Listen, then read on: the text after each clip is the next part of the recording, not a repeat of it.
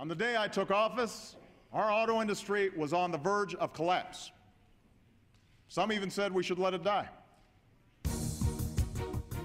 Good morning, Governor. Good morning, Maggie.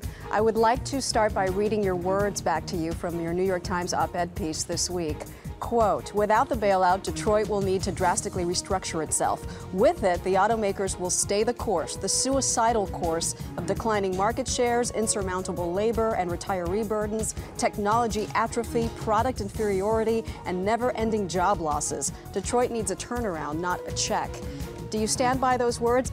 There's no question but that if you just write a check, that you're going to see these companies go out of business. This is an American Solutions Report brought to you by Gingrich Productions.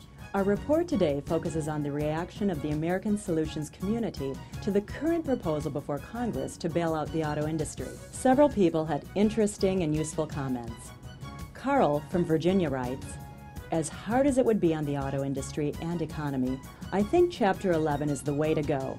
Paulette from Alabama writes, I live in Alabama and wonder what the Toyota workers here think about contributing their tax dollars to the people in Detroit who make more money than they do.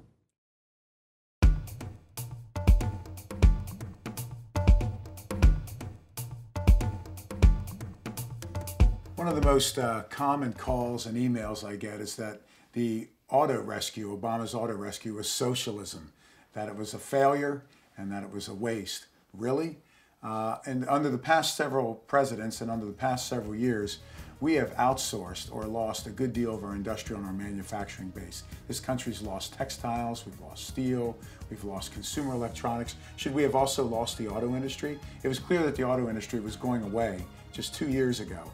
Everyone remembers when the auto executives of the big three in a panic rushed to Washington, asking for relief, asking to be saved, when pundits, when prognosticators and politicians had written the U.S. auto industry off. It was done, it was a dinosaur.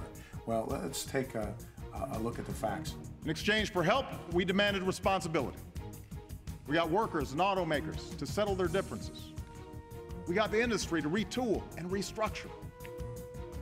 Today, General Motors is back on top as the world's #1 automaker.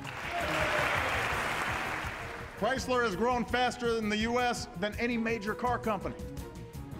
Ford is investing billions in U.S. plants and factories. And together, the entire industry added nearly 160,000 jobs. We bet on American workers. We bet on American ingenuity. And tonight, the American auto industry is back. The auto rescue was so successful that the auto companies have repaid their government loans in full and paid them early. General Motors had an $8.1 billion loan. They paid them early in April of 2010.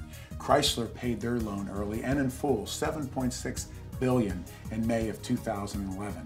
It's not socialism, it's not a waste. Let's look at the facts. Anytime we save American jobs and we protect American industries and put Americans in an American car, that's a good thing. So what can we do when we hear this kind of misinformation? We can get out the truth and check the facts.